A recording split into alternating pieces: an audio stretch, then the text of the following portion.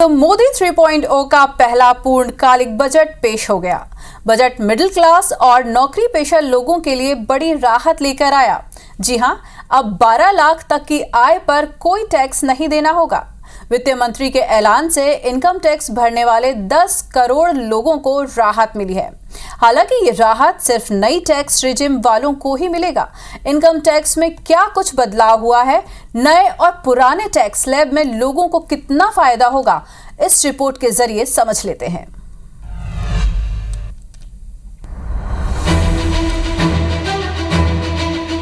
I am now happy to announce that there will be no income tax payable up to income of 12 lakh rupees. I also propose to introduce the new income tax bill next week. जैसा कि budget से पहले मोदी सरकार ने संकेत दिया था, ये बजट आम आदमी और नौकरी पेशा लोगों के लिए समर्पित होगा। वित्त मंत्री निर्मला सीतारमण ने अपनी घोषणाओं से इसे सच कर दिखाया। टैक्स की दरों को घटाने के साथ छूट का दायरा भी बढ़ा दिया है। नए टैक्स स्लैब के तहत अब 12 लाख रुपए तक की कमाई पर कोई टैक्स नहीं देना होगा। मतलब ये कि नई टैक्स रिजीम के तहत 12 लाख तक की सालाना कमाई पर 4 से 8 लाख रुपए पर लगने वाले 5% टैक्स और 8 से 12 लाख की कमाई पर लगने वाला 10% टैक्स सरकार माफ कर देगी। इसके बाद 12 से 16 लाख तक 15%, 16 से 20 लाख तक 20%, तो 20 से 24 लाख तक की आय पर 25% टैक्स लगेगा, जबकि 24 लाख से ज्यादा की आय पर 30% टैक्स देना होगा। मोदी सरकार के इस फैसले का फायदा इनकम टैक्स भरने वाले 10 करोड़ लोगों को मिलेगा। चलिए अब आपको बताते हैं कि इनकम टैक्स में बदलाव के बाद किसे कितना फायदा होगा। 12 लाख तक वालों को पहले 80,000 रुपए टैक्स देना पड़ता था, जो अब शून्य लगेगा, यानी 80,000 का सीधा फायदा मिलेगा। इसी तरह 16 लाख की आय पर पहले 1,70,000 रुपए टैक्स लगता था, अब 1,20,000 रुपए लगेगा। इन्हें 50,000 रुपए का फायदा होगा।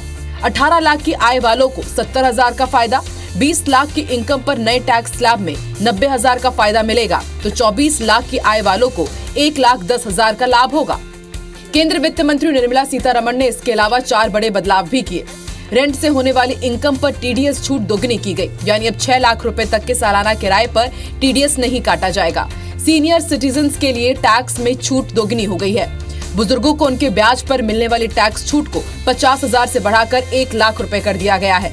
तो पुराने इनकम टैक्स रिटर्न फाइल करने की सीमा 4 साल कर दी गई है। वही मल्टीनेशनल कंपनीज में काम करने वाले कर्मचारियों को ई शॉप्स पर मिलने वाली छूट दुगनी कर दी गई है। पीएम नरेंद्र मोदी ने भी बजट साल 2025 का स्वागत किया और वित्त मंत्री और उनकी टीम की तारीफ करते हुए बजट को आम नागरिकों की जेब भरने वाला बताया। अब इस बजट में 12 लाख रुपए तक की आय को टैक्स से मुक्त कर दिया गया है।